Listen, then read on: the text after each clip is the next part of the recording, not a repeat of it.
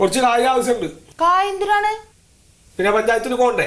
2 മുദ്രപത്രം മേടിക്കണം. 200 റുപ്യാണ് ഒരെണ്ണത്തിന്. അങ്ങനത്തെ 2 വേണം. പിന്നെ വില്ലേജിൽ കരടക്കണം. ഓട്ടോറിക്ഷ കാശും വേണം. പിന്നെ പോകണ്ടേ? ബസ് ഉണ്ടല്ല, 7 റുപ്യ എടുത്താൽ മതി, ഒരാടെ ഇറക്കി തരും. ബസ്സിനോ?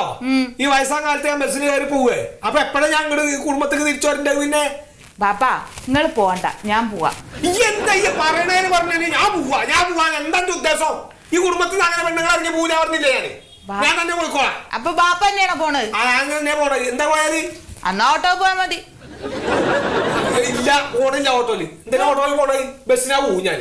ബാപ്പങ്ങൾ ബസ്സിലൊക്കെ കയറിയ വയ്യാതെ വയ്യാണ്ടാവട്ടെ. വയ്യാണ്ടക്ക് ശ്വാസം മുട്ട നടക്കട്ടെ. എന്നിട്ട് എന്റെ കെട്ടും കൊണ്ട് നടക്കട്ടെ എന്റെ ആശുപത്രിയില്. അവന്റെ പണിയൊക്കെ മുടങ്ങിട്ട് അവിടെ കിടക്കട്ടെ. അപ്പൊ എന്താ ഉണ്ടാവും അറിയാലോ.